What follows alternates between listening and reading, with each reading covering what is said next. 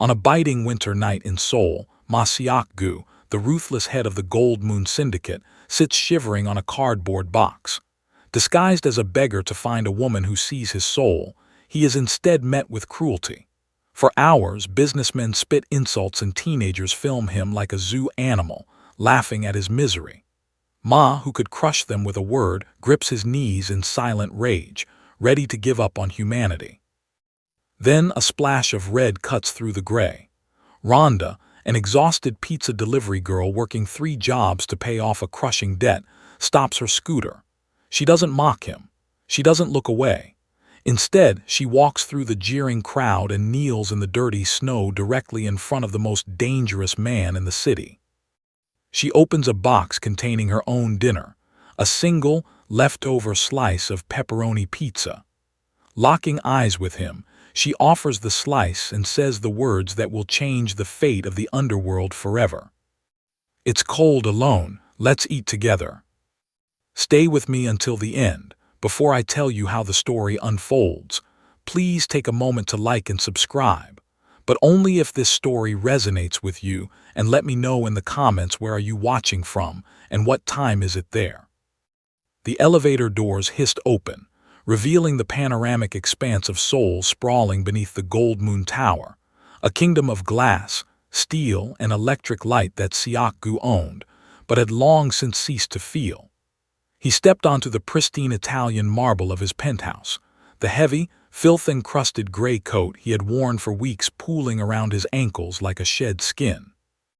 The air up here was filtered, scented with cedar and expensive silence, a jarring contrast to the stench of the alleyway and the biting exhaust fumes that still clung to his hair. He walked to the floor-to-ceiling window, his reflection staring back. For a moment, the 2 men overlapped in the glass, the beggar who had been invisible to the world and the predator who sat at the very top of the food chain. He touched the cold glass, the memory of a warm cardboard pizza box still burning against his fingertips. That single slice of pepperoni hadn't just fed his hunger, it had shattered his cynicism. Seok-gu picked up the secure line on his mahogany desk. "Chief Kim," he said, his voice dropping into the low, gravelly baritone that made politicians and rival gang leaders alike sweat. "The delivery girl from 4th Street, Pizza Palace. I want a name, a history, and a shadow detail. Put the ghosts on her." "The ghosts, sir." Chief Kim's hesitation was audible. That unit was reserved for high-value targets or imminent assassination threats, not civilians. "Did I stutter?" Seok-gu asked, his tone cutting through the line like a razor. "If she so much as trips on a crack in the pavement, I want to know about it. And Kim, if anyone touches her, burn them." By dawn, a thick dossier lay on his desk. Her name was Rhonda, 23 years old, no living relatives. By noon, Seok-gu was no longer looking at a file, he was watching her live. He sat in the back of a phantom black sedan with tinted windows, parked just out of sight of the Pizza Palace. He watched as she rushed out of the shop, her helmet tucked under her arm, her breath plumbing in the freezing winter air. She looked exhausted, her movements heavy, as if gravity pulled harder on her than on anyone else. Dark circles bruised the skin beneath her eyes like smudges of charcoal, and her hands trembled as she keyed the ignition of her battered scooter. Seok-gu watched her work for 6 hours straight without a break. He saw her endure the insults of impatient businessmen who yelled because their lunch was 2 minutes late. He saw her weave through treacherous traffic, nearly clipped by a taxi, only to steady herself and keep going. Yet, the kindness he had tasted the night before wasn't a fluke. When an elderly woman dropped a bag of groceries on the icy sidewalk, Rhonda didn't hesitate. She stopped her scooter, ignoring the ticking clock of her delivery time and the potential deduction from her wages, to help gather spilled oranges. She bowed deeply to the woman, offered a tired smile that didn't reach her eyes, and sped away. Seok-gu felt a strange, foreign tightness in his chest. In his world, kindness was a weakness, a currency used by fools to buy a quick death, but she wore it like armor. He ordered his men to keep their distance, to become her shadow. "You are ghosts," he whispered into his comms. "Do not let her see you." But as the sun dipped below the skyline and the neon lights of the city flickered on, painting the slushy streets in garish pinks and blues, the atmosphere around her shifted. Seok-gu zoomed in on the high-definition surveillance feed streaming to the tablet in his lap. Rhonda wasn't just tired anymore, she was terrified. She checked her phone every 30 seconds, her fingers fumbling with the screen. She flinched violently when a car backfired down the block. Her eyes darted to the shadows of every alleyway she passed, wide and white-rimmed with panic.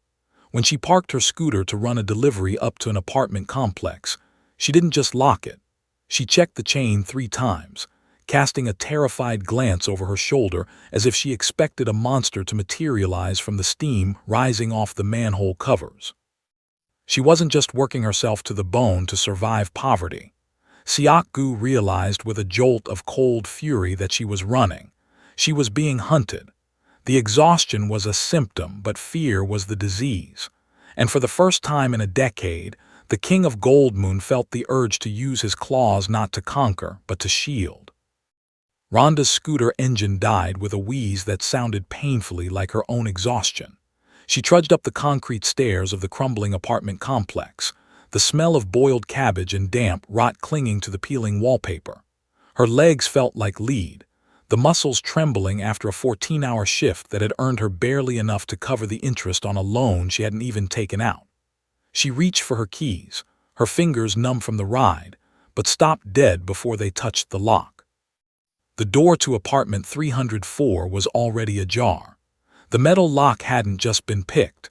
The wood around the frame was splintered, jagged shards of cheap timber littering the welcome mat like teeth. Fear, cold and sharp, spiked in her chest, overriding the fatigue. "Dad," she whispered, a reflex from years ago, before remembering he was gone, leaving her nothing but a mountain of regret and a ledger of debts. She pushed the door open, the hinges screaming in the quiet hallway. The tiny studio, usually her sanctuary, felt suffocating. 3 men were inside. 2 leaned against the kitchenette, crushing empty beer cans, her beer, onto the linoleum floor. The third, a man with a jagged scar running through his eyebrow and a neck tattoo of a coiled snake, sat on her bed. He was flipping through her sketchbook with dirty fingers, desecrating the only private thing she had left. "You're late, princess," the man on the bed grinned, revealing a gold tooth that glinted in the dim light. Rhonda dropped her helmet, the plastic clattering loud in the silence. She backed into the doorframe, her heart hammering against her ribs like a trapped bird. "I paid last week. I gave you everything I had." The man stood up, the mattress springs groaning under his weight. He towered over her, sucking the air out of the room. "That was the interest on the interest. The principal stands at 50 million won. Your father was a generous gambler but a terrible payer." He stepped closer, invading her personal space until she could smell the stale tobacco and soju on his breath. "The Viper Gang isn't a charity. You have until Friday, or we take payment, in other ways." He reached out and brushed a strand of hair from her face. Rhonda flinched, trembling, tears stinging her eyes but refusing to fall. She was trapped, a mouse cornered by cats who wanted to play before they killed. Blocks away, in the back of the phantom black sedan, Seok-gu stared at the tablet screen, his body rigid. The high-definition feed from the micro-camera his team had installed an hour ago captured every pixel of the terror in her eyes. He watched her hands shake. He saw the way she tried to make herself small, to disappear into the peeling paint of the wall. But it was the tattoo on the thug's neck that made Seok-gu's blood turn to ice. A coiled snake wrapping around a dagger. The Vipers, a low-level street crew that handled loan sharking in this district. A crew that kicked up 30% of their earnings to the Goldmoon Syndicate.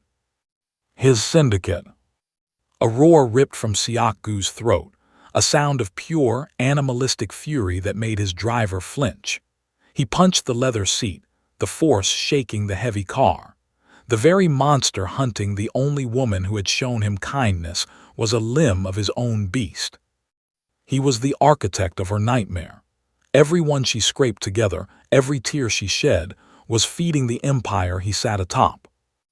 He watched the thug laugh and shove Rhonda onto the small sofa before the group sauntered out, kicking her helmet aside as they left.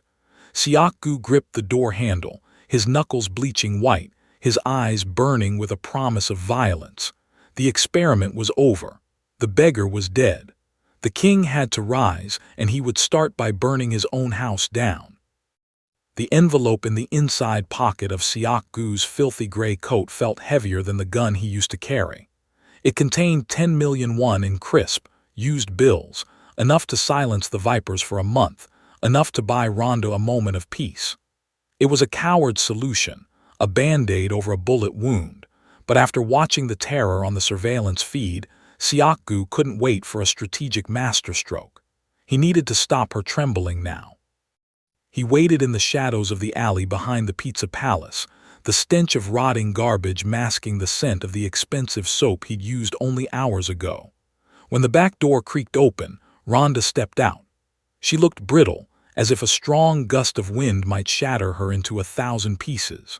Her eyes were red-rimmed, and she hugged her arms around her chest, staring blankly at the brick wall. Seok-gu stepped into the light. "Rhonda."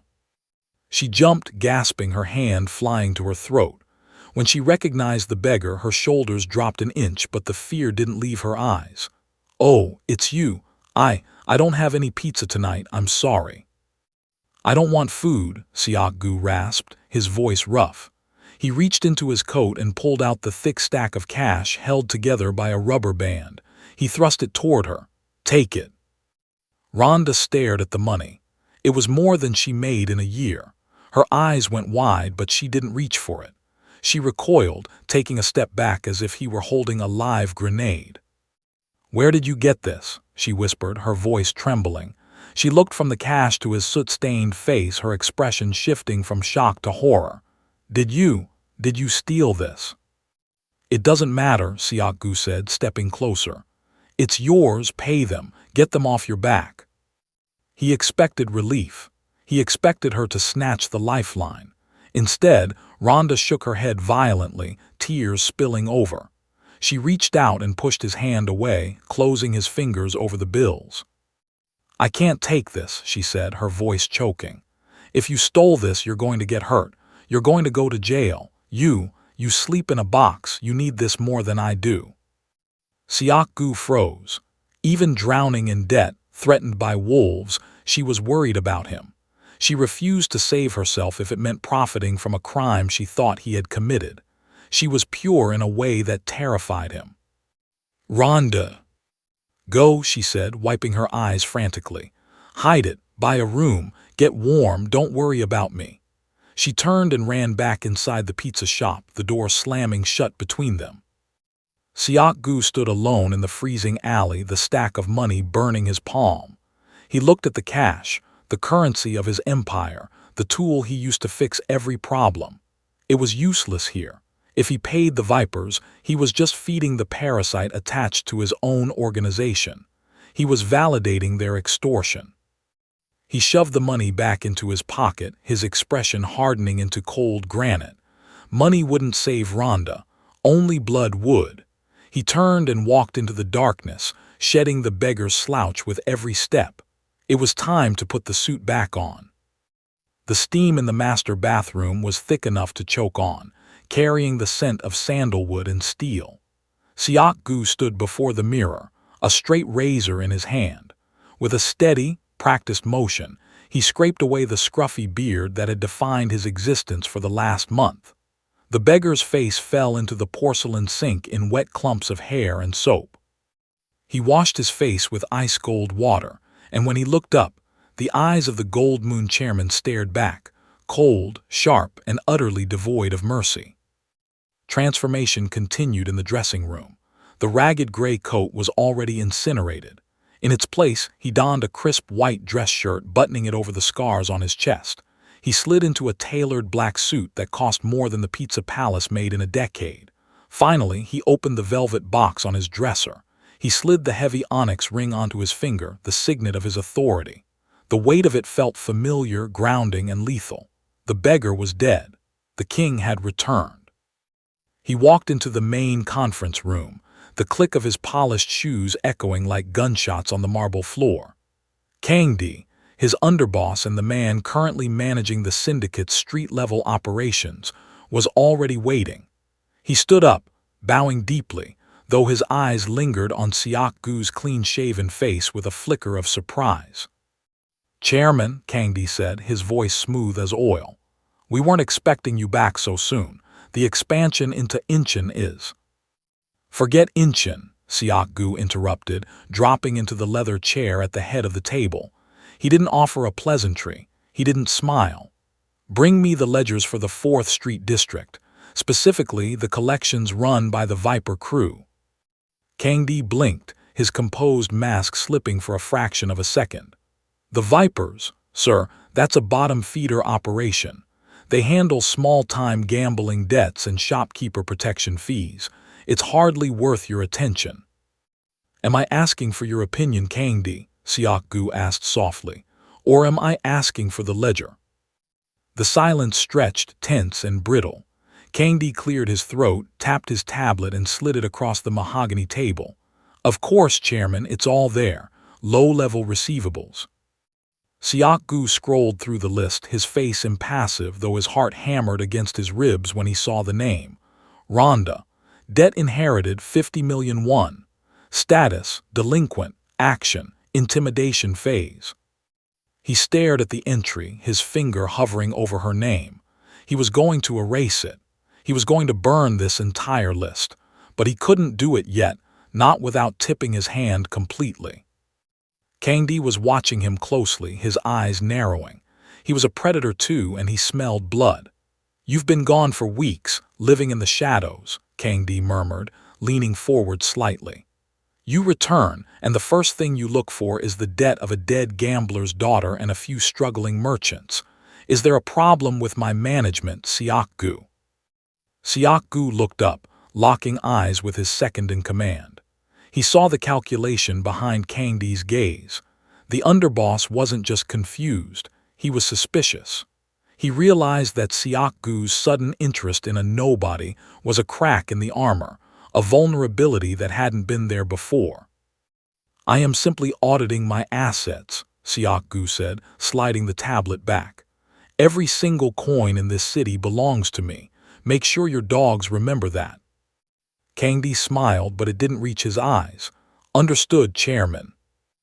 As Seok-gu turned to look out the window at the sprawling city lights, he knew the game had changed. He had put the suit back on to protect Rhonda, but in doing so, he had just painted a target on her back. Kang-di didn't become the underboss of the Goldmoon Syndicate by being blind. The chairman's sudden, microscopic interest in a low-level debt list had gnawed at him all afternoon. He pulled the surveillance logs from the Viper crew, the footage Seok-gu had watched earlier. He saw the thugs, the girl, and then, hours later, a grainy image from a street cam, a beggar handing that same girl a stack of cash. Kang-di zoomed in on the beggar's eyes. He recognized that glare. It was the same one that had stared him down across the mahogany table this morning. "A weakness," Kang-di whispered, a cruel smile touching his lips as he tapped the screen. Finally. At 11:00 p.m. the phone rang at Pizza Palace. A delivery for the old textile warehouse in the industrial district. 10 large pepperonis. A $50 tip promised. Rhonda hesitated. The docks were dangerous at night, but the image of the Vipers waiting in her apartment flashed in her mind. She needed that tip. She packed the thermal bags, her heart heavy with a dread she tried to ignore. The ride was brutal. The wind off the river cut through her jacket, and the streetlights grew sparse as she entered the warehouse district. She pulled up to Building 4, the rusty corrugated metal groaning in the wind. There were no lights, no party, just a single black sedan parked near the loading bay. "Pizza delivery," she called out, her voice trembling in the vast emptiness. The metal door rolled up with a screech. Rhonda stepped forward, clutching the boxes like a shield. "I have an order for." Strong hands grabbed her from the shadows. The pizza boxes tumbled to the wet concrete, sliding open in a mess of cheese and sauce. Rhonda screamed, but a leather-gloved hand clamped over her mouth, dragging her into the darkness. She was shoved roughly into a metal chair, and zip ties bit into her wrists. Kang-di stepped into the light of a single hanging bulb. He looked at her with clinical detachment, tapping his phone. "You have expensive friends, Rhonda." Across the city, Seok-gu was staring at the city lights when his private line rang. It was Kang-di. "Chairman," the underboss said, his voice casual. "I think there's been a mistake with the ledger. I found an asset you forgot to claim." Seok-gu went still. "Speak." "I'm at the old textile warehouse. I have a delivery girl here who says she knows you. She's quite fragile." A muffled scream echoed in the background. "Rhonda." The phone cracked in Seok-gu's grip. The world tilted on its axis. "If you want her to leave this building breathing," Kang-di said, his voice dropping to a hiss, "come alone. No ghosts. No backup, just you and me. You have 20 minutes. The line went dead. Seok-gu stood there, the silence of the penthouse suddenly screaming. He didn't call his security team. He didn't check the clip in his gun. He simply turned and walked toward the elevator, his eyes burning with a darkness that promised not just death, but annihilation. The heavy metal doors of the textile warehouse groaned open, disturbing the dust that hung in the freezing air like suspended ghosts. Seok-gu walked into the cavernous space, his footsteps echoing on the concrete with the rhythmic precision of a ticking clock. He didn't run. He didn't sneak. He walked down the center aisle, his hands hanging loose and empty by his sides, his black overcoat billowing slightly in the draft. 10 of Kang-di's most loyal enforcers stood in a semicircle, their weapons drawn, leveling a firing squad's worth of lead at his chest. Seok-gu didn't even blink. His gaze was a laser, bypassing the guns, bypassing the traitorous underboss, and locking directly onto the chair in the center of the room. Rhonda sat there, her wrists bound with plastic zip ties that cut into her skin. Her Pizza Palace uniform was stained with grease and dirt, her ponytail coming loose in messy strands around her face. She was trembling, tears tracking clean lines through the grime on her cheeks. When she heard the footsteps, she looked up, expecting another thug. Instead, she saw him. The man she knew as a shivering, soot-stained beggar was gone. In his place stood a man who radiated power like a physical force. He was clean-shaven, his jawline sharp as a blade. He wore a suit that cost more than her life's earnings. A silk tie knotted perfectly at his throat, and on his finger, a heavy onyx ring glinted in the harsh overhead light. Rhonda's breath hitched in a sob that turned into a gasp of confusion. She blinked, trying to reconcile the helpless man she had fed with this terrifying figure walking through a gauntlet of guns. "You," she whispered, her voice cracking, "but you were cold." The betrayal in her eyes hit Seok-gu harder than a bullet. He had wanted to tell her the truth gently, over a meal, not here in the stench of rusty iron and impending death. Kang-di stepped out from the shadows behind Rhonda, placing a hand possessively on her shoulder. He smiled, a jagged, victorious thing. "Look at this. The king descends from his throne for a peasant. You didn't even bring a weapon, Seok-gu. I'm disappointed. I thought you were smarter than that." Seok-gu finally looked at his underboss. His expression was bored, the kind of look a man gives a yapping dog before he puts it down. "I don't need a weapon to deal with trash, Kang-di."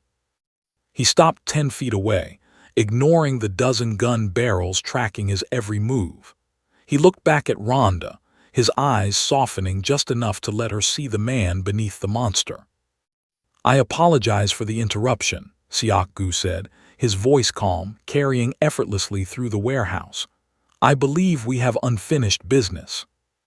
Kang-di laughed, pressing the barrel of his pistol against Rhonda's temple. "Business? You're here to die, old man. Sign the transfer of the Goldmoon accounts and I'll make it quick." Seok-gu took a step forward, the movement so sudden that 3 enforcers flinched. He didn't look at the gun pressed to the girl's head. He looked Kang-di dead in the eye. You seem confused about the situation, Seok-gu said, his voice dropping to a terrifying whisper. You are holding my dinner guest. Let her go, and I might let you leave this room with your legs attached. Kangdi's laughter was the trigger.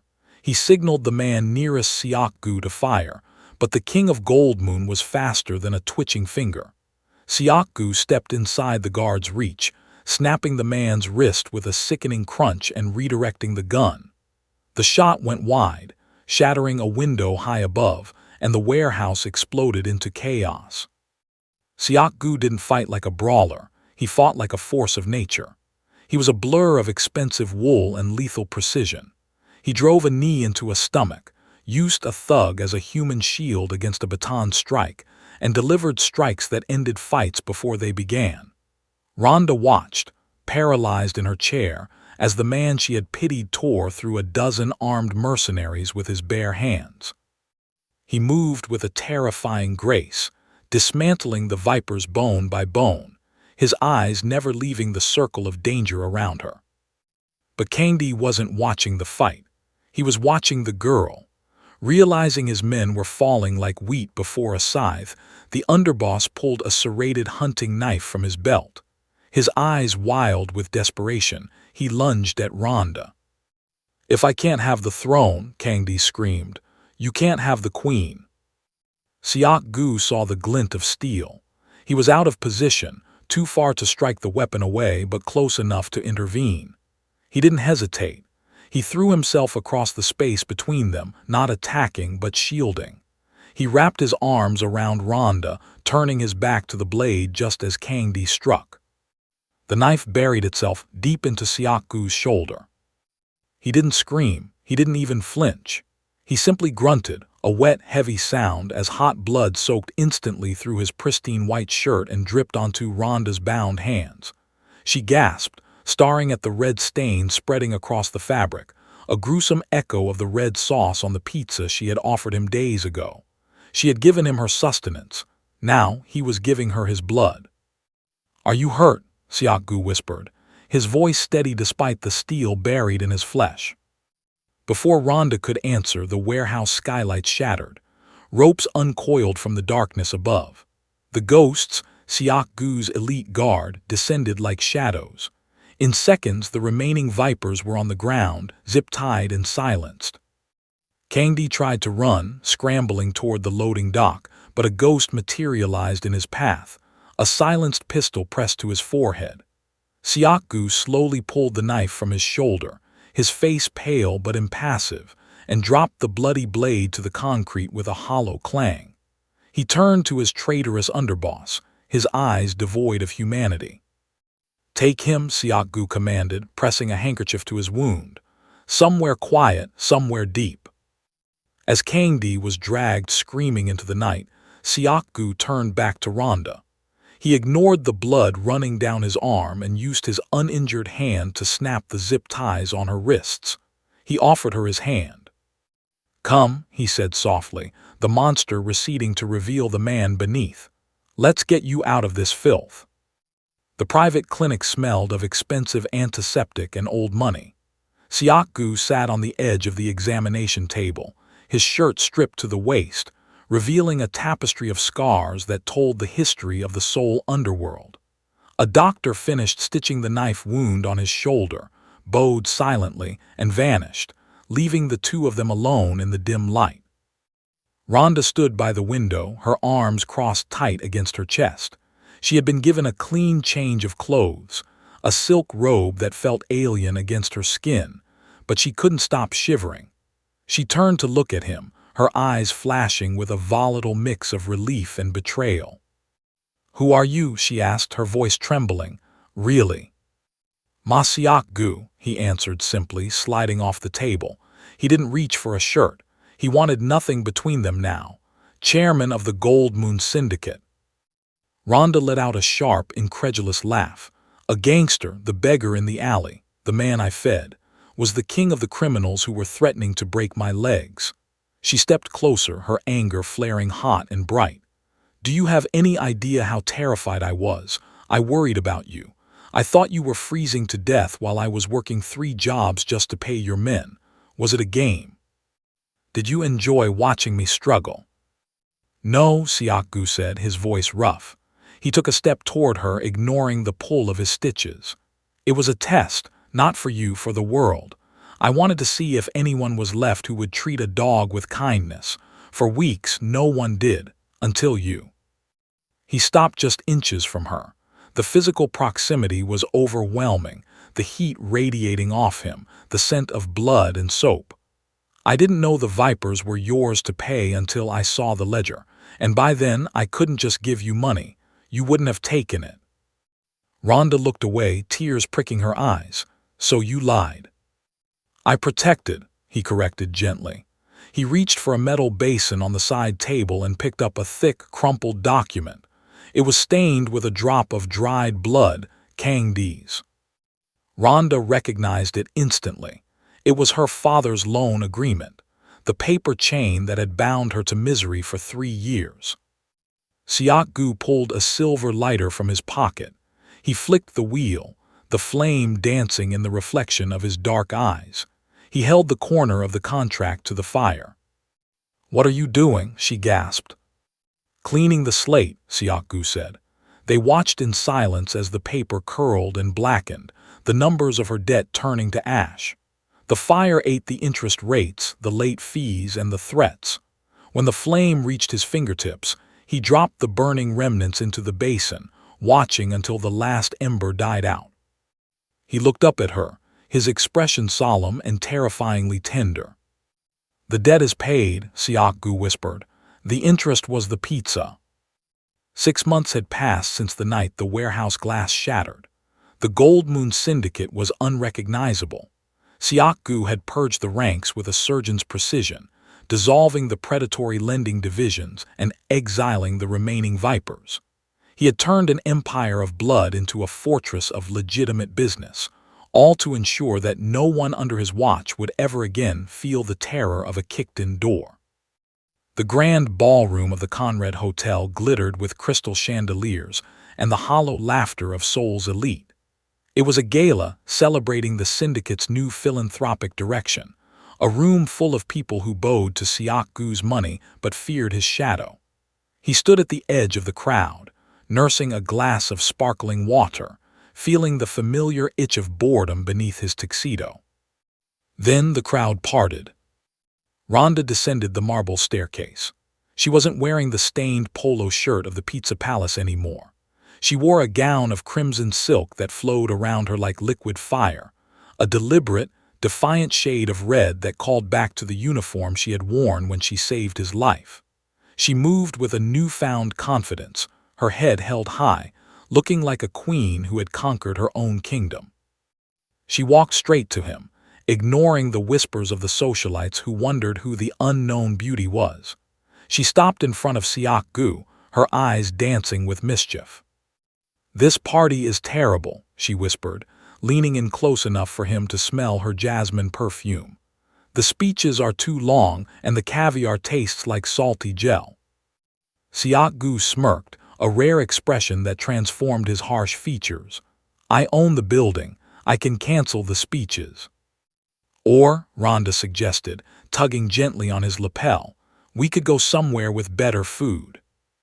20 minutes later, the most powerful couple in Seoul was sitting on the concrete curb outside a 24-hour convenience store, the neon lights buzzing overhead. The biting winter wind whipped down the street, but neither of them shivered. Seok-gu had draped his tuxedo jacket over Rhonda's shoulders, leaving him in his dress shirt and suspenders. Between them, resting on the dirty pavement, sat a greasy, steaming cardboard box from a street vendor. It wasn't truffle-infused pasta or gold-leaf steak. It was a large pepperoni pizza, the cheese bubbling and the crust slightly burnt at the edges. The smell was better than anything in the ballroom. Seok-gu picked up a slice. The grease coated his fingers, staining the skin he used to scrub raw. He looked at Rhonda, not as a debtor, not as a victim, but as the woman who had seen him when he was invisible. He remembered the beggar in the gray coat and the girl who gave away her only meal. He held the slice out to her, mirroring the gesture that had started it all. His eyes softened, reflecting the neon glow and a future that was finally warm. "It's cold alone," Seok-gu said softly. "Let's eat together."